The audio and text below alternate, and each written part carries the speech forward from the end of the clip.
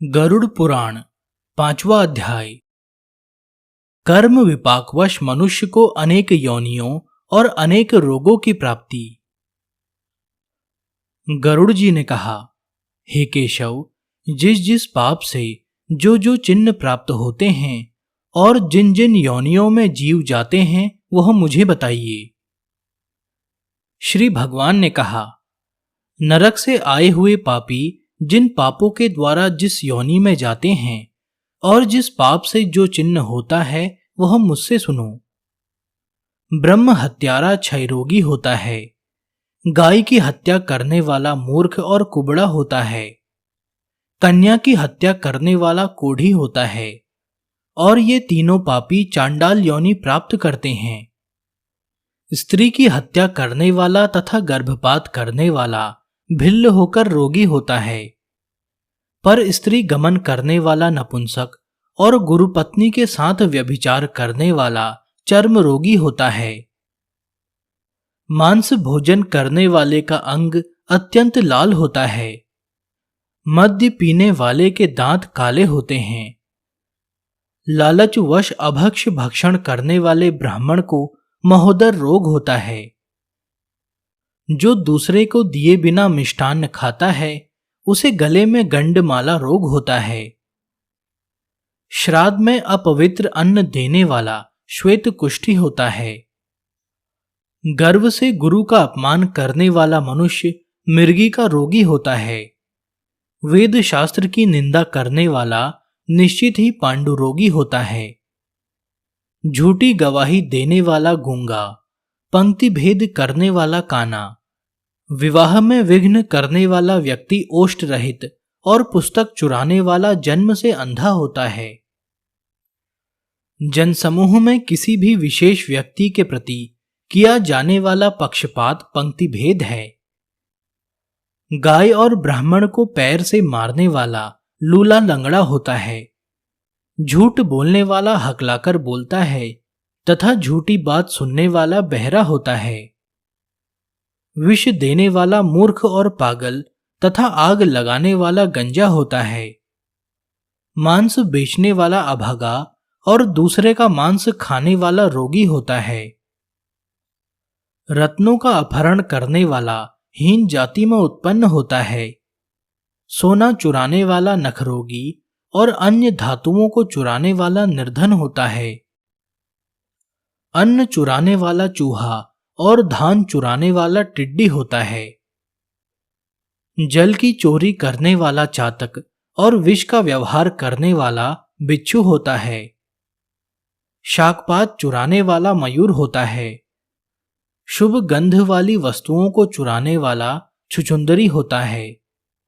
मधु चुराने वाला डांस, मांस चुराने वाला गिद्ध और नमक चुराने वाला चींटी होता है, तांबूल, फल तथा पुष्प आदि की चोरी करने वाला वन में बंदर होता है, जूता, घास तथा कपास को चुराने वाला भेड़ योनि में उत्पन्न होता है, जो क्रूर कर्मों से आजीविका चलाने वाला है, मार्ग में यात्रियों को लूटता है, और जो आखेट का व्यसन रखने वाला है वह कसाई के घर का बकरा होता है, विष पीकर मरने वाला पर्वत पर काला नाग होता है, जिसका स्वभाव अमर्यादित है वह निर्जन वन में हाथी होता है, बलिवैश्व न करने वाले तथा सब कुछ खा लेने वाले द्विज, ब्राह्मण, क्षत्रिय, वैश्य और बिना परीक्षण किए भोजन कर लेने वाले व्यक्ति निर्जन वन में व्याघ्र होते हैं।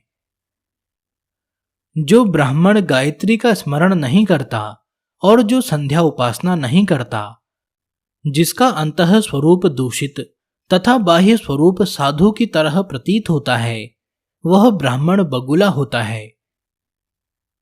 जिनको यज्ञ नहीं करना चाहिए उनके यहाँ यज्ञ करने वाला ब्राह्मण गांव का सुअर होता है, क्षमता से अधिक यज्ञ कराने वाला गर्दभ तथा बिना आमंत्रण के भोजन कराने वाला कौवा होता है।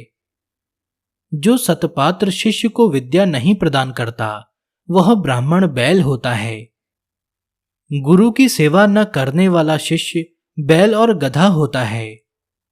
गुरु के प्रति अपमान के तात्पर्य से हुम या तुम शब्दों का उच्चारण करने वाला और वाद विवाद में ब्राह्मण को पराजित करने वाला जलविहीन अरण्य में ब्रह्म राक्षस होता है। प्रतिज्ञा करके द्विज को दान न देने वाला सियार होता है। सत पुरुषों का अनादर करने वाला व्यक्ति अग्निमुख सियार होता है। मित्र से द्रोह करने वाला पर्वत का गीध होता है और क्रय में धोखा देने वाला उल्लू होता है। वर्णाश्रम की निंदा करने वाला वन में कपोत होता है।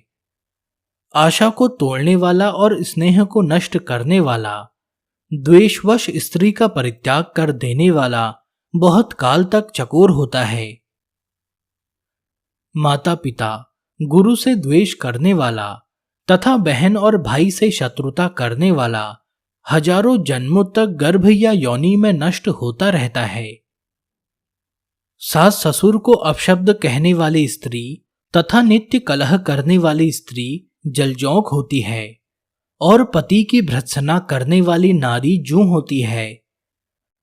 अपने पति का परित्याग करके पर पुरुष का सेवन करने वाली स्त्री चमकीदड़ी, छिपकली अथवा दो मुंह वाली सरपणी होती है। सगोत्र की स्त्री के साथ संबंध बनाकर अपने गोत्र को विनष्ट करने वाला लकड़बग्घा और शाही होकर रीछ योनि में जन्म लेता है। तापसी के साथ व्यभिचार करने वाला कामी पुरुष मरु प्रदेश में पिशाच होता है और अप्राप्त यौवन से संबंध करने वाला वन में अजगर होता है। गुरु पत्नी के साथ गमन की इच्छा रखने वाला मनुष्य गिरगिट होता है। राजपत्नी के साथ गमन करने वाला ऊंट तथा मित्र की पत्नी के साथ गमन करने वाला गधा होता है। गुदा गमन करने वाला विष्ठाभोगी सुअर तथा शूद्रागामी बैल होता है। जो महाकामी होता है वह काम लंपट घोड़ा होता है। किसी के मरणा शौच में एकादशाह तक भोजन करने वाला कुत्ता होता है। देव द्रव्य भोक्ता देवलक ब्राह्मण मुर्गे की योनि प्राप्त करता है। जो ब्राह्मणाधम द्रव्य अर्जन के लिए देवता की पूजा करता है वह देवलक कहलाता है। वह देवकारी तथा पितृकारी के लिए निंदित है। महापातक से प्राप्त अत्यंत घोर एवं दारुण नरकों का भोग प्राप्त करके महापातकी व्यक्ति कर्म के क्षय होने पर पुनः इस मृत्यु लोक में जन्म लेते हैं। ब्रह्म हत्यारा गधा, ऊंट और महिषी की योनि प्राप्त करता है तथा सुरापान करने वाले भेड़िया, कुत्ता एवं सियार की योनि में जाते हैं। स्वर्ण चुराने वाला कृमि, कीट तथा पतंग की योनि प्राप्त करता है। गुरु पत्नी के साथ गमन करने वाला क्रमशः तृण, गुल्म तथा लता होता है। पर स्त्री का हरण करने वाला, धरोहर का हरण करने वाला तथा ब्राह्मण के धन का अपहरण करने वाला ब्रह्म राक्षस होता है। ब्राह्मण का धन कपट स्नेह से खाने वाला 7 पीढ़ियों तक अपने कुल का विनाश करता है और बलात्कार तथा चोरी के द्वारा खाने पर जब तक चंद्रमा और तारों की स्थिति होती है तब तक वह अपने कुल को जलाता है। लोहे और पत्थर के चूर्ण तथा विष को व्यक्ति पचा सकता है, पर तीनों लोकों में ऐसा कौन व्यक्ति है जो ब्राह्मण के धन को पचा सकता है। ब्राह्मण के धन से पोषित की गई सेना तथा वाहन युद्ध काल में बालू से बने सेतु बांध के समान नष्ट भ्रष्ट हो जाते हैं। देव द्रव्य का उपभोग करने से अथवा ब्राह्मण के धन का हरण करने से या ब्राह्मण का अतिक्रमण करने से कुल पतित हो जाते हैं। अपने आश्रित वेद शास्त्र परायण ब्राह्मण को छोड़कर अन्य ब्राह्मण को दान देना ब्राह्मण का अतिक्रमण करना कहलाता है। वेद वेदांग के ज्ञान से रहित ब्राह्मण को छोड़ना अतिक्रमण नहीं कहलाता है, क्योंकि जलती हुई आग को छोड़कर भस्म में आहुति नहीं दी जाती। हे गरुड़, ब्राह्मण का अतिक्रमण करने वाला व्यक्ति नरकों को भोगकर क्रमशः जन्मांध एवं दरिद्र होता है। वह कभी दाता नहीं बन सकता, अपितु याचक ही रहता है। अपने द्वारा दी हुई अथवा दूसरे द्वारा दी गई पृथ्वी को जो छीन लेता है, वह 60,000 वर्षों तक विष्ठा का कीड़ा होता है। जो स्वयं कुछ देकर पुनः स्वयं ले भी लेता है, वह पापी एक कल्प तक नरक में रहता है। जीविका अथवा भूमि का दान देकर यत्नपूर्वक उसकी रक्षा करनी चाहिए। जो रक्षा नहीं करता, प्रत्युत उसे हर लेता है, वह लंगड़ा कुत्ता होता है। ब्राह्मण को आजीविका देने वाला व्यक्ति 1,00,000 गोदान का फल प्राप्त करता है, और ब्राह्मण की वृत्ति का हरण करने वाला बंदर, कुत्ता तथा लंगूर होता है। हे खगेश्वर, प्राणियों को अपने कर्म के अनुसार लोक में पूर्वोक्त योनियां तथा शरीर पर चिन्ह देखने को मिलते हैं। इस प्रकार दुष्कर्म पाप करने वाला जीव नारकीय यातनाओं को भोगकर अपशिष्ट पापों को भोगने के लिए इन पूर्वोक्त योनि में जाते हैं। इसके बाद हजारों जन्मों तक पशु पक्षी का शरीर प्राप्त करके वे बोझा ढोने आदि कार्यों से दुख प्राप्त करते हैं। फिर पक्षी बनकर वर्षा, शीत तथा घाम से दुखी होते हैं। इसके बाद अंत में जब पुण्य और पाप बराबर हो जाते हैं, तब मनुष्य की योनि मिलती है। स्त्री पुरुष के संबंध से वह गर्भ में उत्पन्न होकर क्रमशः गर्भ से लेकर मृत्यु तक के दुख प्राप्त करके पुनः मर जाता है। इस प्रकार सभी प्राणियों का जन्म और विनाश होता है। यह जन्म मरण का चक्र चारों प्रकार की सृष्टि में चलता रहता है। मेरी माया से प्राणी घटी यंत्र की भांति ऊपर नीचे की योनियों में भ्रमण करते रहते हैं। कर्म पाश से बंधे रहकर कभी वे नरक में और कभी भूमि पर जन्म लेते हैं। दान न देने से प्राणी दरिद्र होता है। दरिद्र हो जाने पर फिर पाप करता है। पाप के प्रभाव से नरक में जाता है और नरक से लौटकर पुनः दरिद्र और पुनः पापी होता है।